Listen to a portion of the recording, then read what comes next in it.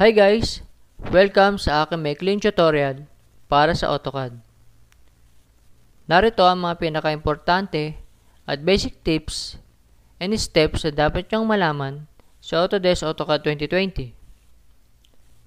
So, ang Autodesk AutoCAD ay isang professional computer-aided design product or professional software para sa academic at business at available naman sa iba't ibang versions. So, yung general version nito, ang pinaka-features nito ay gumawa ng 2D at 3D drawings para sa floor plan, construction, buildings, structural designs, at marami pang iba na may kinalaman sa drawing sa architectural, civil, mechanical, engineering, at iba pa. So, sa video ito, malalaman ninyo paano gumawa o mag-create ng 2D drawings gamit ang latest version ng AutoCAD. Sa AutoCAD may dalawang section, ang Learn at Create. Learn, kung saan pwede kang matuto kung paano gamitin ang software ng AutoCAD. May several tips and suggestions sa mga videos na to. Create, lahat ng options kung paano magsimula sa AutoCAD sa kahit anong dokumento na gusto mong gawin. Ito yun. So, magsimula na tayo sa isang blankong project.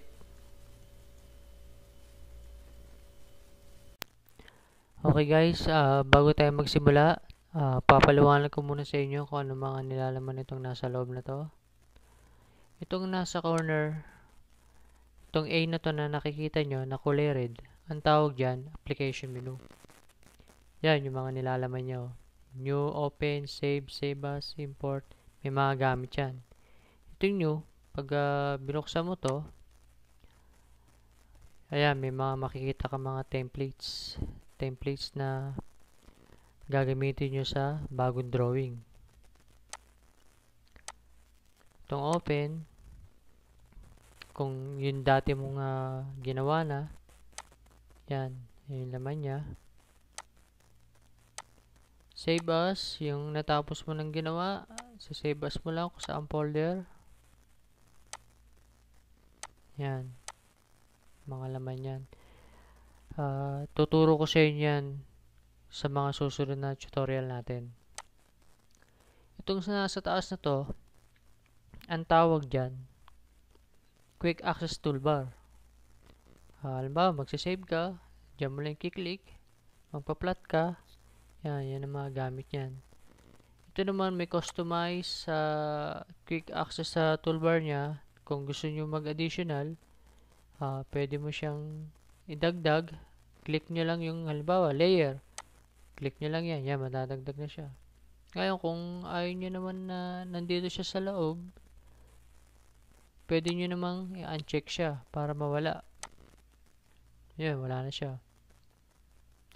Itong nasa baba, ang tawag niyan, tabs. Home tabs, insert tabs, hanggang SPDS, ang tawag dyan, tabs. May mga gamit din yan, mga tabs na yan.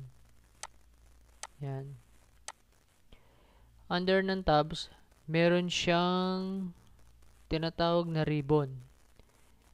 Yan, yung ribbon na yan, ang nilalaman niya, features, tools, yan ang tawag dyan.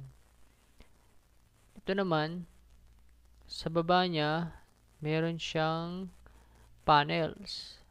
Yan, draw panels hanggang view panels. Yan, may mga gamit din yan. Start and drawing. Ito yung file tabs. Yan ang tawag dyan, file tabs. Halimbawa, ang file name mo dyan, architecture, electrical, mechanical. Yan, dyan siya lalabas yung mga file name ng drawing. Dito sa may right side naman, ang tawag dito, visualization tools. Usually, ginagamit kasi ito sa, sa 3D. So, pag natapos na tayo sa tutorial, sa basic tutorial, nakarating na tayo sa 3D, i-explain ko sa inyo kung paano paggamit nito. Ito, ang tawag dito, view cubes. Ito naman, navigation panel. So, Dito sa baba, ito nakikita nyo na to, ang tawag dito, command window. Halimbawa, gagamit ka ng keyboard command, dito nyo lang itatype sa command window. Itong X and Y, ang tawag dyan, UCS icon. So, meron siyang horizontal and vertical X and Y. Okay? Ito namang nasa gitna, ang tawag dito, workspace. Dito na tayo magdo-drawing at mag-e-edit. Yan. Okay? So, let's start. Okay guys, start na tayo sa pag-create ng line. Punta tayo dito sa draw panel nya. Click line. Sabi dito, specify first point. Click first point. Then, second point. So, naka-create na tayo ng line. Then, punta tayo sa command window nya. Tuturo ko sa inyo yung shortcut na command ng line. Type nyo, L, shortcut ng line. Then, specify first point and second point. So, naka-create na tayo uli ng line. Ngayon, click nyo yung ortho mode F8. Ortho on nyo. Click nyo to. Or F8 dito sa keyboard nya. Then, command ulit tayo ng line sa command window nya. Shortcut nya, L. Then, enter. Specify first point. Kita nyo, hindi na siya nag-i-incline. Diretso na siya. Halimbawa, gusto nyo ng 5 meters or 10 meters. So, maglagay tayo ng distance, 10 meters. Halimbawa. Kita nyo?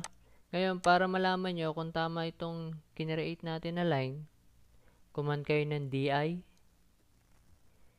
Ibig sabihin ng DI, distance. Then, specify first point at second points. Dulo sa dulo. Kita nyo, 10 meters ang lumalabas. So, ibig sabihin, tama yan.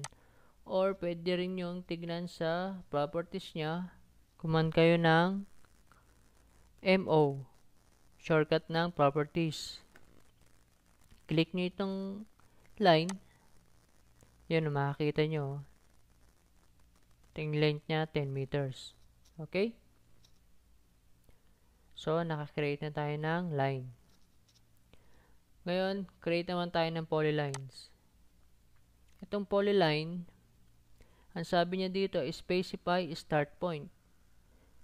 So, specify first point, second point, third point, and fourth point. Then, escape. Naka-create na kayo ng polyline. Yung polyline, ang pagkakaiba ng sa line, itong polyline, buo yan eh. Tapos itong line, pag gumawa ka ng tuloy-tuloy na line, halimbawa, gagawa ko ng line na dire-diretso. Makita nyo, ito, putol-putol. Line yan. Pero sa polyline, kita nyo buo. Okay? Yung pagkaiba ng line at saka ng polyline. Pero parehas pa rin yan na line. Ngayon, punta na naman tayo sa command window. Shortcut ng polyline. Command ng polyline na shortcut, PL. Enter. Then, specify first point. Ganun din, parehas pa rin. Click nyo yan. Click again. Click again. Click. Click. So, escape. Naka-create na tayo ng polyline. Ngayon, gusto nyo uli na may distance at saka straight, horizontal, and vertical line lang siya. Ngayon, i-click nyo tong, again, itong ortho mode, ortho on nyo, or keyboard F8. Ngayon, create na tayo ng polyline. Type nyo ulit, PL, shortcut nya, enter, then specify first point. Halimbawa, dito, halimbawa, gusto nyo ng length na 10 meters. Then, type nyo 10, enter, then dito, halimbawa, 5, type nyo 5, enter, another 5 uli, enter, 5 uli, enter, then 5, enter. So, naka-create na tayo ng polyline na horizontal and vertical lang siya. See? Yan. Yan ang pagkakaiba na pag kinilik nyo yung ortho on. Straight lang siya. Naglalaro lang siya sa X and Y axis. Horizontal and vertical. Okay? Okay guys. Gawa naman tayo ng circle. Punta tayo sa draw panel niya. Click nyo yung circle. Then, specify center point ng circle. Yan. Sabi niya dito, diameter. Nahanap siya ng diameter. Halimbawa, 10. So, yung 10 na diameter, yung kalahati nun, itatype nyo. Radius niya. 5. Kasi 10 yung diameter niya, so yung kalahati 5, di ba? O type nyo 5, then enter. Ngayon para ma-check nyo na tama yan, mag-DI kayo, distance, punta kayo sa quadrant nya na end to end, tsaka quadrant sa end din. Kita nyo 10 meters, tama, di ba? Or punta kayong annotate. Nakita nyo dito, diameter. Yan. Click nyo yung object. Yan o, lalabas dyan o. 10 diameter. Pag-check ng tamang diameter. Then, escape.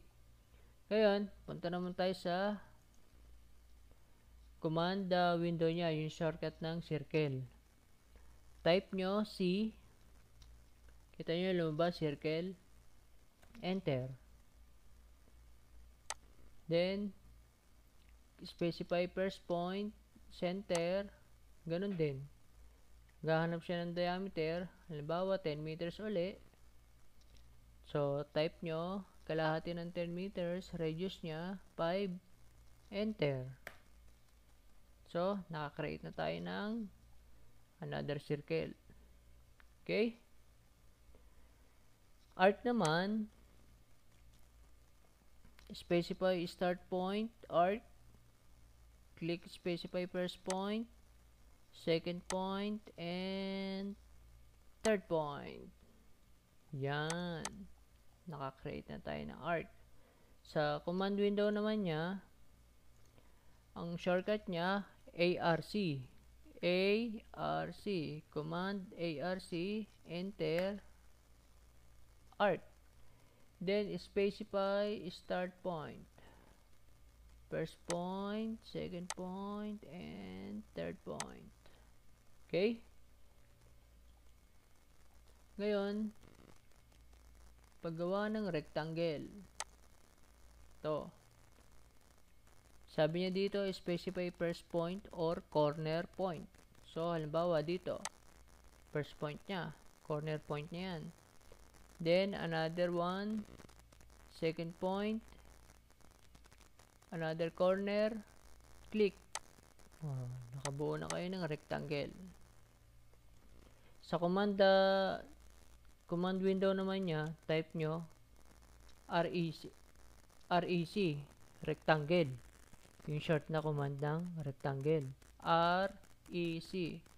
Kita nyo, rectangle. Ayan o. So, enter. Okay? Then, specify first point, corner. Yan. Ngayon, dito naman, magbibigay tayo ng distance. Halimbawa, ang X and Y niya. So, halimbawa, horizontal niya, gusto nyo ng dimension na 10 meters. Mag-type kayo ng at, then, yung horizontal niya na 10 meters, then, comma, tapos yung 5 meters naman na vertical niya para makakagawa tayo ng rectangle na 10 by 5 na may distance. So, type nyo 5. Yun. Nakagawa na tayo ng 10 na horizontal and 5 na vertical. Ngayon, para makita nyo na tama siya, command DI uli, distance niya, specify first point dito sa horizontal na 10 meters, first point and second point. So, 10 meters siya. Kita nyo? 10 meters. Then, vertical niya, DI uli, distance, then click nyo yung endpoints and endpoint. Then, meron siyang 5 meters. Okay? Nakakreate na tayo uli ng rectangle. Ngayon, meron tayong ellipse. Center. Okay? Gawa tayo ng ellipse. Paggawa ng ellipse, sabi niya dito, specify center or ellipse. Okay? Click natin tong first point and second point. Then, third point niya sa vertical distance vertical line niya para makapag-create tayo ng ellipse. Then click. So may ellipse ka na. Okay? Then polygon. Yan, gawa tayo ng polygon. So, polygon, halimbawa, sabi niya dito, gusto niya ng 6 sides. Halimbawa, gusto mo ng 6 sides. So, type mo 6. Enter. Specify center point. So, ito, center point. Now, meron dalawang klase kasi na option siya. Incline at saka inscribe in circle at saka circumscribe about circle. So, doon muna tayo sa first, yung inscribe in circle. Ngayon, type nyo I, enter. Ngayon, specify radius of circle. Halimbawa, yung kanina, 10, di ba? So, kalahati nung 10, 5. So, ganun din. Type nyo 5. Nasa loob siya ng circle. Okay? Ngayon, sa command command window naman niya, yung shortcut ng polyline, P-O-L, polyline. Then, enter. Then, enter number of sides. So, halimbawa, gusto nyo 8. So, ilagay nyo 8. Enter. Then, specify center point. Click yung center point. Then, circumscribe about circle naman tayo. Ngayon, click naman natin yung C. Enter. Ngayon, hinahanapan tayo ng radius niya, ng circle. So, katulad ng sinabi ko kanina, meron siyang 10 meter na radius itong circle. Kalahati niya. So, 5. Para makuha mo yung radius, enter. Okay, yan ang pinagkaiba ng I at saka sa C na polyline. Nasa labas na siya ng circle. Okay guys, Ngayon, meron siyang axis na end. To, ellipse din to eh. Bawa, gusto nyo dito sa line na to. O kaya dito. Sabi niya, specify endpoint of ellipse or center. So, click nyo tong end of axis. Yan. Makaka-create na kayo ng circle, ay ng ellipse. Okay? Okay guys, so hanggang dito muna tayo. Okay guys, hanggang dito na lang muna yung tutorial natin. So, sa susunod, tuturo ko naman sa inyo ang paggamit ng move, copy, rotate, mirror, stretch. Dito tayo sa multiply panels. So, sana may natutunan kayong araw na to. So, kung nagustuhan nyo, don't forget to like, comment, subscribe, and hit the bell all para sa inyong latest na tutorial video. Salamat guys!